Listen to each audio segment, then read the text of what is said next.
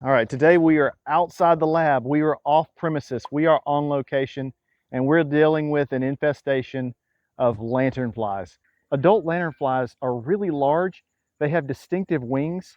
They have grayish black spots on their wings, and they also have some hind wings that you'll see. They'll be bright red. The adults actually feed on the sap of the trees and the plants that they're on. They end up reproducing in the late summer to early fall. But let's take a look at these spotted lanternflies.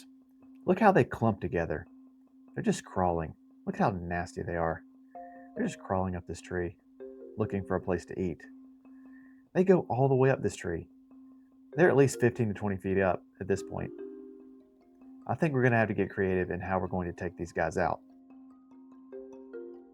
The reason why we want to take out these flies is because they've become not only a nuisance, but they're actually destroying plants and vegetation. So they're much more than a nuisance. We want to take them out. We looked up online and found a mixture that we could use, and it's a mixture of soap, water, and oil. The only oil that we had on tap was avocado oil. Yes, avocado oil is probably not the one we want to use, but it's all we had on tap. Oop, about missed the bottle there with that soap. But now that we got the soap in there, we're going to add the oil. Would you look at that precious avocado oil? I can't believe we're doing this. We better not spill this. And we're going to fill it up with some water. Now that we've got our mixture here in the bottle, so we're going to try to find some and we're going to try to take a shot. So I've got a couple right here. You see how they're jumping off? Okay, so I hit them with that, hit them again. That does seem, you see how they're not jumping anymore. They seem to be dying. There's another one I'm going to try to hit. There it goes, fall off. Try to hit them again. Yeah, I mean, belly up right there. So yeah, I think this method is working really well. It does have some immediate impact, that's for sure. There's a couple more up here.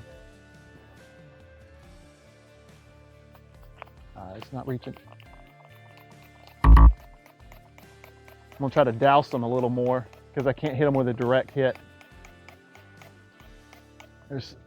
They're so far up there. Can't really, need a ladder almost, but they just seem to be climbing up further.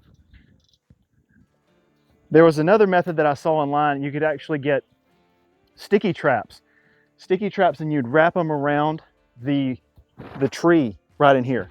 And that way when they're climbing up, because it's not like they're flying very much, they will actually crawl up the trees. And so they're coming out of the ground, they'll go up the trees, they'll get stuck on the sticky traps.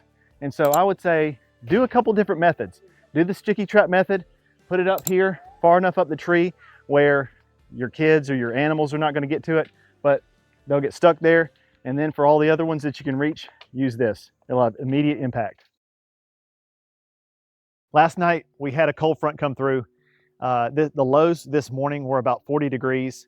So it was about a 20 to 25 degree drop from yesterday when we first started doing battle against these insects. And I'm kind of surprised that they're still out here. I would guess that they're less susceptible to colder weather. So they are sticking around for a little while. So what we did today is we tried to track down some super soakers, but the fact that it's October, it's outside of the summer months, these are the best things that we can do, but I think they'll still do the job because they get a high pressure stream. What we're going to do is we got this mix. We went out and also found some neem oil. So this is a mixture of neem oil with soap and water. We're going to take these, get them filled up with a mixture. All right, so they have come back from yesterday. We have a big section here, section here.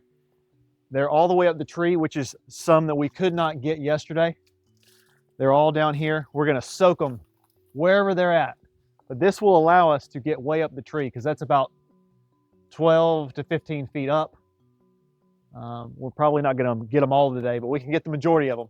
So I'm gonna start doing some battle. with these. You ready?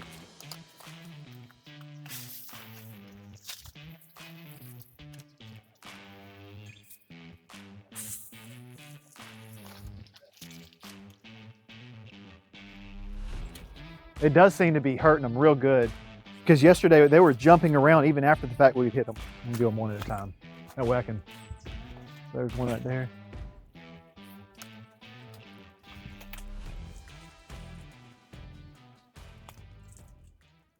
It really does seem that neem oil works way better than that avocado oil that we tried yesterday. When we would hit those lanternflies with it, it would drop them dead. They would just fall straight to the ground. Versus yesterday, sometimes we'd hit them, it would stun them. It wasn't having that immediate effect that we were seeing out of today. So I would suggest that if you are running into this situation, go grab you a super soaker, if at all possible. We were really having trouble trying to find a super soaker yesterday, so that's why we ended up with those stick shooters, or I don't know what you'd even call them, those little pump sprayers. But you could probably get a high pressured pump sprayer, anything that will spray at a distance, because what they're gonna do, they're gonna go up the tree once you start shooting at them. And you need to be able to shoot up into the trees. I mean, we were trying to shoot them at about 15 feet up in the air, and it seemed to work really well. And you need a steady stream of pressure that's getting on them, because a fine mist is not going to work. But we're here in Virginia, and it's becoming a much bigger problem than it was years ago. That's all I got today for you guys. I really appreciate you tuning in, and hopefully this method will prove useful for you if you're having to deal with the same situation against these lanternflies. Not only is it effective, it's also pretty fun when you get those super soakers out. I really wish we could have had some super soakers, because we'd have been able to put it on them really heavily. Instead, it's just kind of like we're shooting with a muzzle loader, we're shooting with a single shot weapon. But hey, it was still effective. We still put a full gallon of that mixture on them, and they're pretty much gone from that tree right now. I really appreciate you tuning in, and I'll catch you in the next video.